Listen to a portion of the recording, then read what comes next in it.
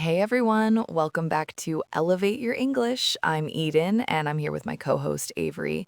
Today we're talking about something very practical 10 ways to sound polite but confident at the same time. And this is like one of the most requested topics we've gotten from you guys. Exactly. And Eden, this is something I think a lot of English learners struggle with, you know? Like they either sound too aggressive or too passive. I actually had this experience last week. I was at a coffee shop and this guy was trying to ask for extra foam in his latte. And he just said, more foam, like he was ordering around the barista.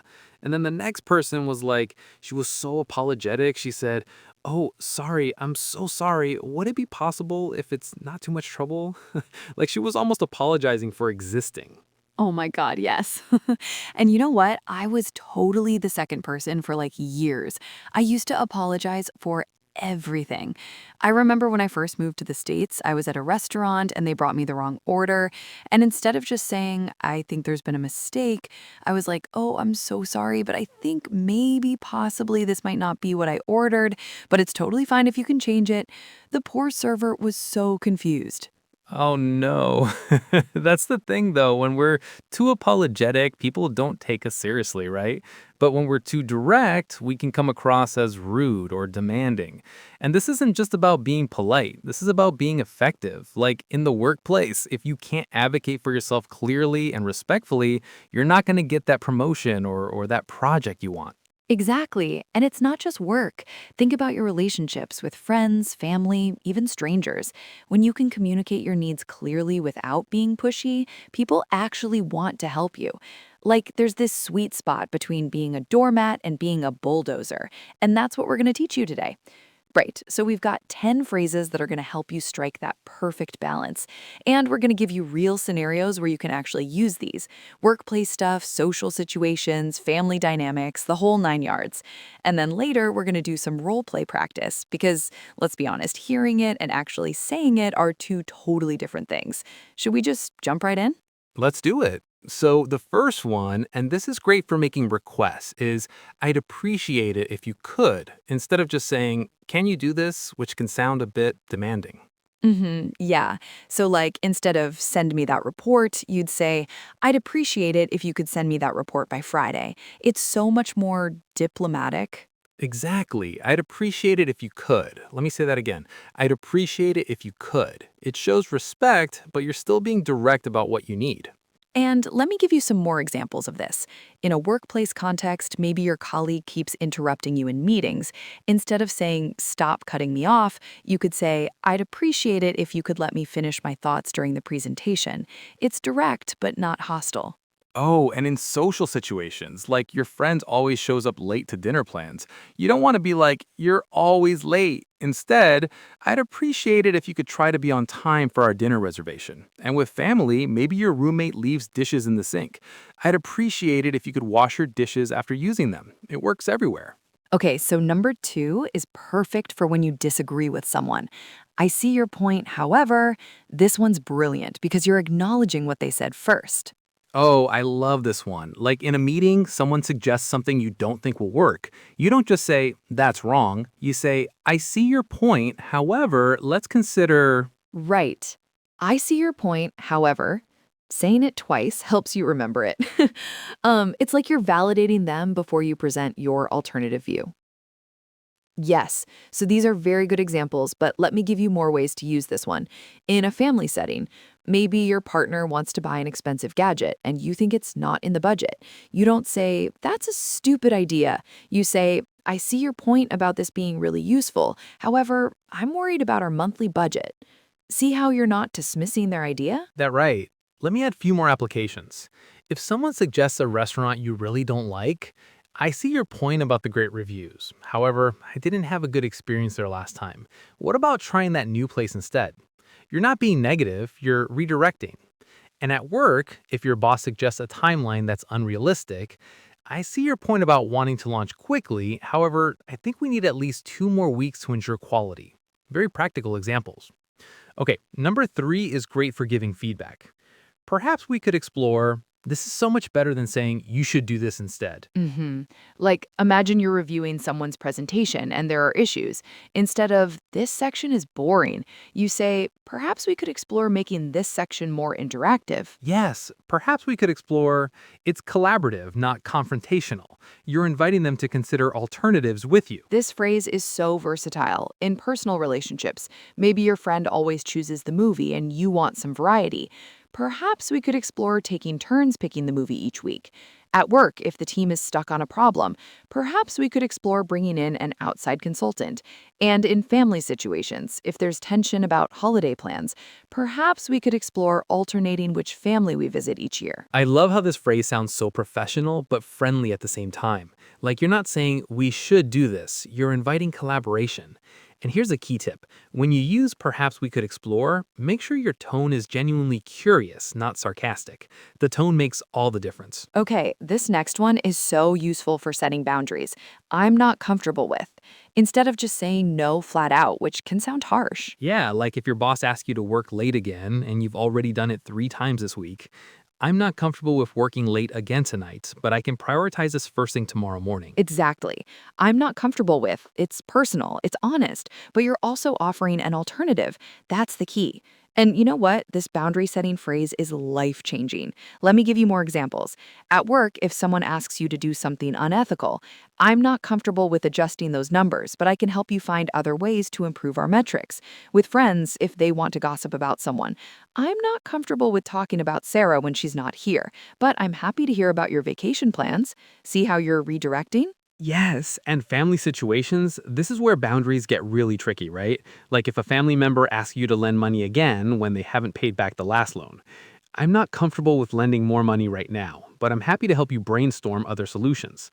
It's honest, but caring. The key is, and Eden, you'll love this, the key is that I'm not comfortable is about your feelings, not their actions. Oh, that's such a good point. Before we dive into the rest of these phrases, let's talk about some common mistakes people make when they're trying to sound more confident.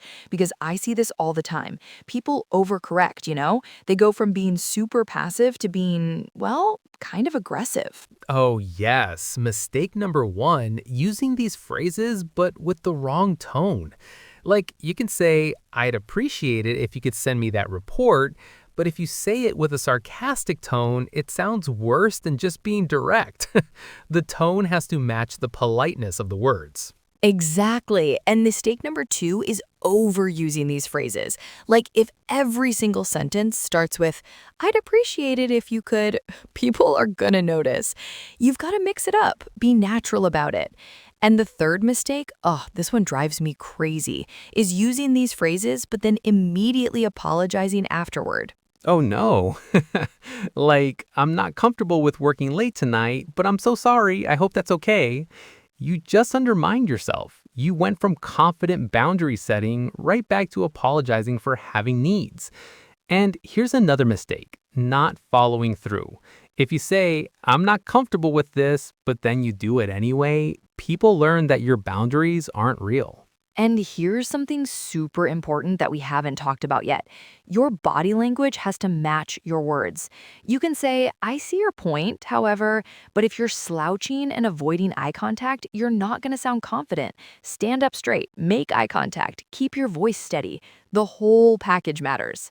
Absolutely. So we've covered 4 phrases and some key mistakes to avoid. Let's continue with the rest of these phrases because, oh, we have some really good ones coming up. Number 5 is what if we? This one is pure gold for making suggestions. Right. Okay. Number 5 is perfect for making suggestions. What if we? This sounds so much more collaborative than we should do this. Oh, I use this one all the time. Like, what if we moved the meeting to Thursday instead? It's like you're opening up a discussion rather than making a demand. Exactly. What if we? Let me repeat that. What if we? It makes people feel like they're part of the decision-making process. Yes, and this works in so many contexts.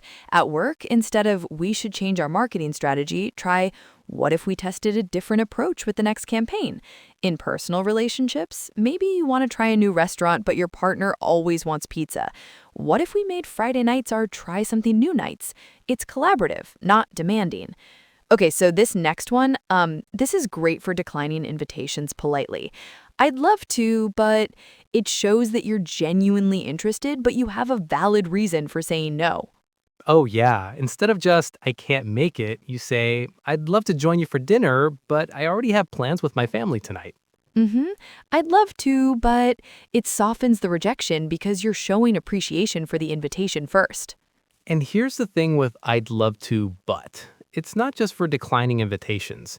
You can use it at work too. Like if your boss asks you to take on another project when you're already swamped. I'd love to help with the Johnson account, but I want to make sure I give my current projects the attention they deserve. Could we discuss prioritizing? See, you're not just saying no, you're showing you care about quality. Number 7 is so important for asking for clarification. Could you help me understand? This is way better than saying, I don't get it or that doesn't make sense. Yes, like in a work meeting when someone explains something complex. Could you help me understand how this new process will affect our current workflow? Right. Could you help me understand? Again, let me say that twice. Could you help me understand? It positions you as someone who wants to learn, not someone who's challenging them. This is brilliant for avoiding conflict while getting clarity. In family situations, maybe your teenager says they need $100 for a school trip. Instead of, $100? Are you crazy? Try, could you help me understand what exactly is included in that cost? At work, if someone gives you feedback that doesn't make sense, could you help me understand what specific changes would make this better? Okay, number 8 is great for expressing opinions. In my experience, this adds weight to what you're saying without sounding arrogant. Exactly. Instead of you're doing it wrong, you say, in my experience, this approach tends to work better because. Yes, in my experience, it's personal but authoritative. You're sharing knowledge, not lecturing. And in my experience, it's perfect for sharing knowledge without sounding like a know it all. If a friend is about to make a mistake you've made before, in my experience, when I tried that approach with my landlord, it didn't go well. But what worked for me was, or at work, in my experience with these types of clients, they respond better when we present the numbers first. You're sharing wisdom, not lecturing. Exactly. Okay, number 9 is perfect for negotiating. Would you be open to this is so much more effective than making demands? Oh, this one's brilliant for salary negotiations or, any kind of business discussion. Would you be open to discussing a flexible work arrangement? Right. Would you be open to, and I'm going to say it again, would you be open to, it's like you're asking for a chance to explore an idea together. This phrase is amazing for negotiations, but also for personal situations. Like maybe your roommate blasts music late at night. Instead of turn it down, you could say, would you be open to using headphones after 10 p.m.? Or with family, if you want to change a tradition that's not working, would you be open to trying something different for Thanksgiving this year? It's so much less threatening. And finally, number 10 is great for following up on requests. I wanted to circle back on. This sounds so professional and organized.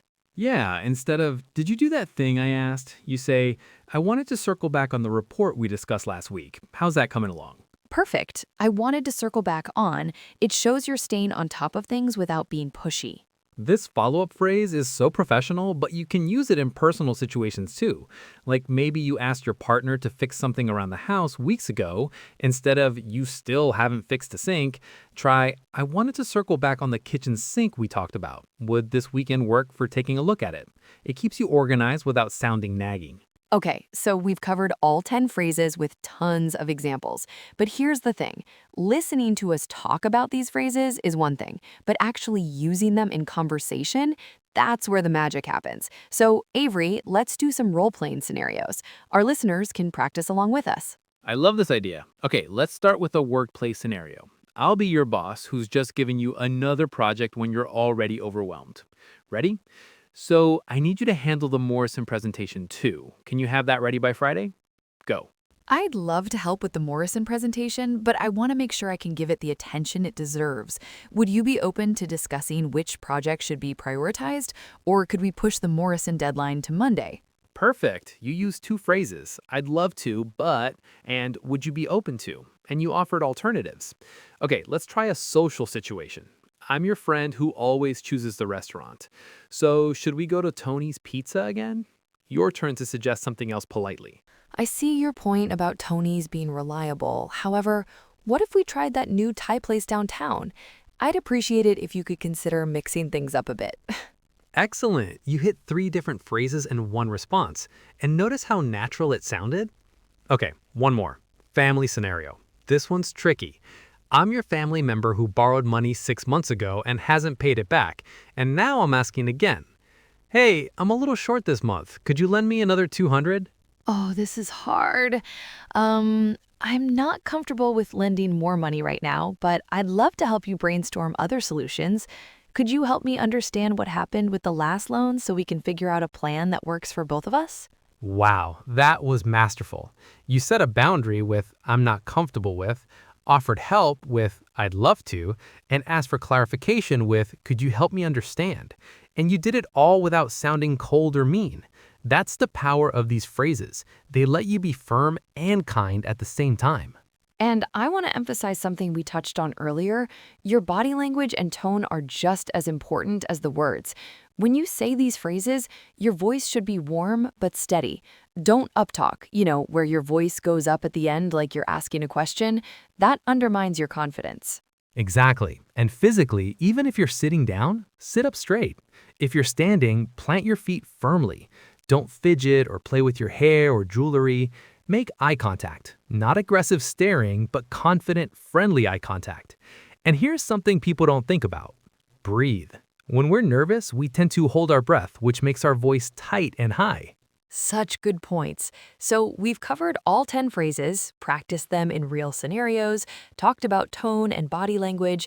Now let's give our listeners a chance to practice, because honestly, the only way to get good at this is to practice in real life. Yes, so here's your challenge for this week, and we want you to actually do this, okay? Pick 3 of these phrases that feel most natural to you. Write them down somewhere you'll see them, your phone, a sticky note on your computer, whatever. Then try to use each one at least once this week in a real conversation. And here's a more specific challenge. Practice in the mirror. I know it sounds weird, but seriously, say these phrases out loud while watching your facial expressions and body language. I'd appreciate it if you could say it with confidence. I'm not comfortable with. Practice saying this without apologizing afterwards. Oh, and here's some helpful tips. Start small. Don't try to use these in high-stakes situations right away. Practice with the barista at your coffee shop or with a coworker you feel comfortable with. Build your confidence with low-pressure situations first, and pay attention to how people respond. You'll probably notice they're more cooperative when you use these phrases. And honestly, don't worry if it feels awkward at first. That's totally normal. You're changing patterns you've probably had for years. Give yourself permission to mess up. The first few times might feel forced, but the more you practice, the more it becomes natural. Trust me, I used to be the most apologetic person ever, and now these phrases are just part of how I talk. And here's a bonus challenge. Keep a communication journal this week. Just a simple note on your phone or a little notebook. When you use one of these phrases, write down what happened. How did the other person respond? How did you feel? This helps you track your progress and build confidence. Plus, we'd love to hear your success stories. So, there you have it. 10 phrases that'll help you sound polite but confident, plus tons of real-world examples and practice scenarios. The key is practice, right? You've got to use these in real situations. But remember, start small, be patient with yourself, and don't forget about that body language. Absolutely. And remember, it's not just about the words, it's about the whole package. The tone, the body language, the follow-through. When you get this right, people don't just hear what you're saying, they respect how you're saying it. And that changes everything. And honestly, we're so excited to hear how this goes for you. If you try any of these phrases this week, send us a message. Tell us which ones worked, which ones felt weird, what surprised you.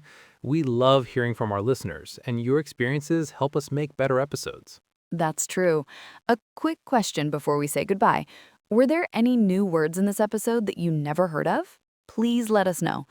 Okay, see you next time. And remember, confidence is just politeness with backbone. Now go out there and practice being politely unstoppable.